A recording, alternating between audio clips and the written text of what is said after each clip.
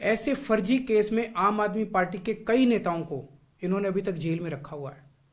किसी के भी खिलाफ कोई सबूत नहीं है, कुछ साबित नहीं हो रहा, खुलेआम गुंडागर्दी चल रही है, किसी को भी पकड़ के जेल में डाल दो। अब बीजेपी मुझे गिरफ्तार करना चाहती है। मेरी सबसे बड़ी संपत्ति, मेरी सबसे बड़ी ताकत मेरी ईमानदारी है। झूठे आरोप लगा के, फर्जी समन भेज के ये मुझे बदनाम करना चाहती है।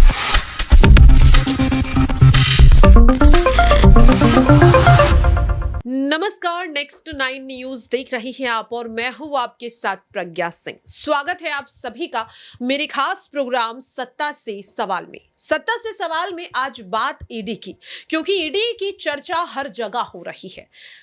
दिल्ली हो, झारखंड हो, मध्य प्रदेश हो, छत्तीसगढ़ हो या राजस्थान, ये वो तमाम राज्य हैं जहां इन दिनों ईडी का एक्शन लगातार देखने के लिए मिला। खास तौर पर उस समय जब चुनाव सर पर है और सर पर थे भी।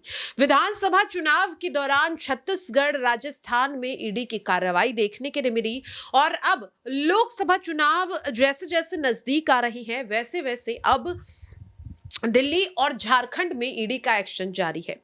दरअसल आपको बता दें कि ईडी को लेकर के इस वक्त विपक्ष लगातार ये कह रहा है कि चुनावी प्रचार प्रसार को रोकने के लिए बीजेपी जानबूझकर ईडी का दुरुपयोग कर रही है। विपक्षी दल के दिग्गज नेता चुनावी प्रचार न कर सके, इसलिए उन्हें ईडी के समन से डरा रही है, फर्जी मामलों में फंसा रही है और उन्हें जेल में डालने का काम कर रही है। झारखंड के मुख्यमंत्री हेमंत सोरेन को 6 समन भेजे जा चुके हैं। उनकी गिरफ्तारी की बात लगातार कही जा रही है। तो वहीं दिल्ली के मुख्यमंत्री अरविंद केजरीवाल को भी अब ईडी चौथा समन भेजने की तैयारी में है।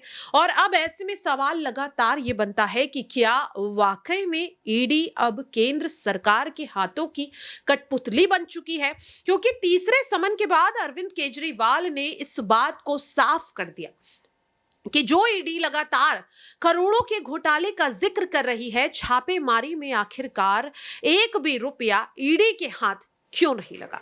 भ्रष्टाचार से कमाया हुआ करोड़ों रुपया क्या हवा में गायब हो गया? ये बात अरविंद केजरीवाल ने आज प्रेस कॉन्फ्रेंस करते हुए कही।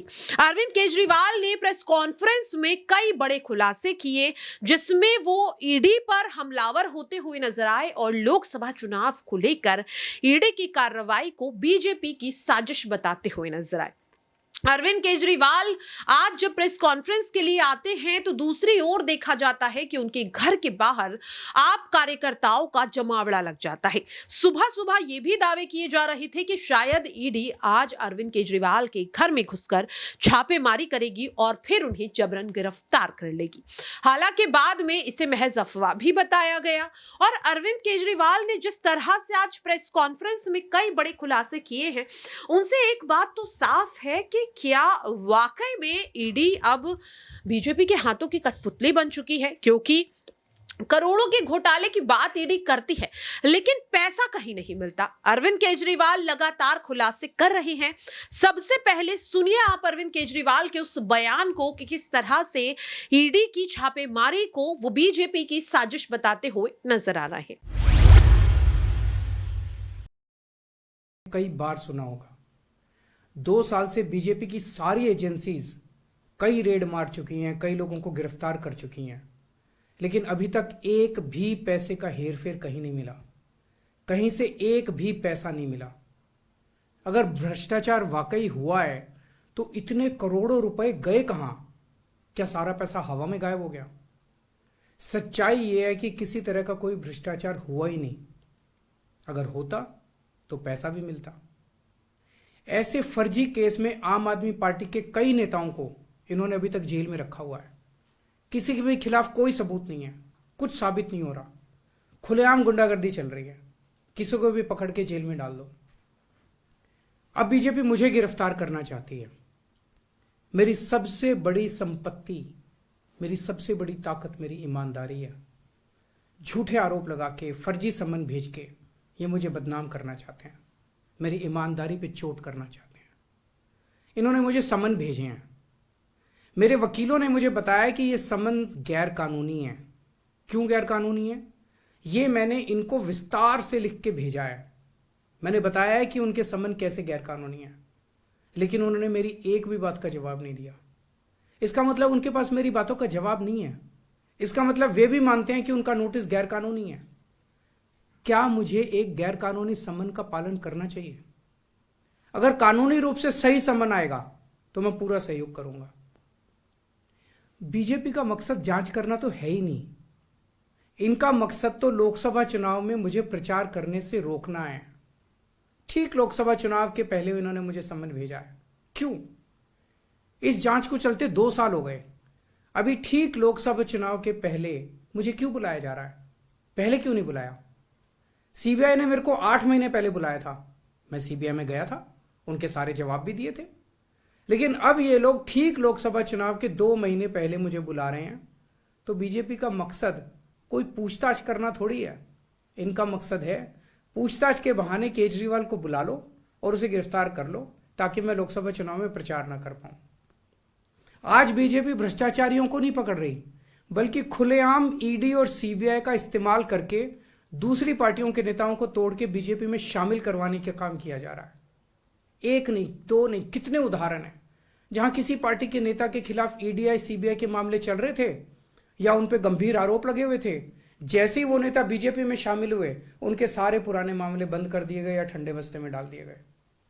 तो जो इनकी पार्टी ज्वाइन कर लेता है, उसके सारे मामले रफा दफा कर दिए जाते हैं। जो इनकी पार्टी में नहीं जाता, वो जेल जाता है। आज मनीष सिसोदिया, संजय सिंह और विजय नायर इसलिए जेल में नहीं है कि उन्होंने भ्रष्टाचार किया है। वो इसलिए जेल में है क्योंकि उन्होंने बीजेपी में शामिल होने से इंकार कर दिया है। आज हम बीजेपी का मुकाबला क्यों कर पा रहे हैं? क्योंकि हमने कोई भ्रष्टाचार नहीं किया। अगर हमने जरा सा भी गलत काम किया होता तो दूसरे भ्रष्टाचारी नेताओं की तरह आज भी हम बीजेपी में शामिल हो चुके आज तक। इस तरह देश के ईमानदार नेताओं को जेल में डाल के और भ्रष्टाचारियों को अपनी पार्टी में शामिल करवा के ऐसे तो देश आगे नहीं बढ़ सकता। ये क्या चल रहा है? ये जो कुछ भी चल रहा है बहुत खतरनाक है। ये हमारे जनतंत्र के लिए बहुत गलत है। इसे रोकना होगा। मैं हमेशा देश के लिए लड़ा हूं। मेरा तन मन धन देश के लिए है। मेरी एक एक सांस देश के लिए है। मेरी खून की एक एक बूंद देश के लिए है। मेरे शरीर का एक एक कतरा देश के लिए समर्पित है।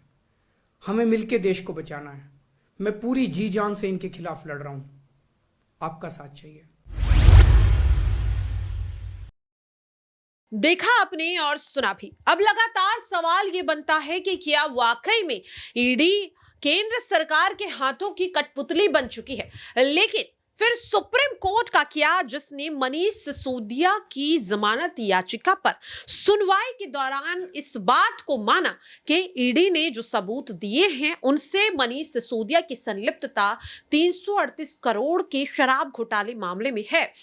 तो क्या वाकई में घोटाला हुआ है? लेकिन आम आदमी पार्टी ने नहीं किया, क्योंकि बीजेपी लगातार आम आदमी पार्टी पर सवाल उठाती हुई नजर आ रही है। चौथा समन क्या ईडी अरविंद केजरीवाल को भेजेगी या नहीं, ये सवाल अब लगातार बनने लगा है। अगर अरविंद केजरीवाल गिरफ्तार हो जाते हैं तो ऐसे में लोकसभा चुनाव से पहले आम आदमी पार्टी का भविष्य आखिरकार कैसा होगा? क्या लगता है आपको? आप अपनी राय कमेंट बॉक्स में शेयर कर सकते हैं। फिलहाल के लिए मेरे खास प्रोग्राम 70 से सवाल में आज के लिए इतना ही। बाकी की अपडेट्स के लिए आप देखते रहिए नेक्स्ट 9 न्यूज।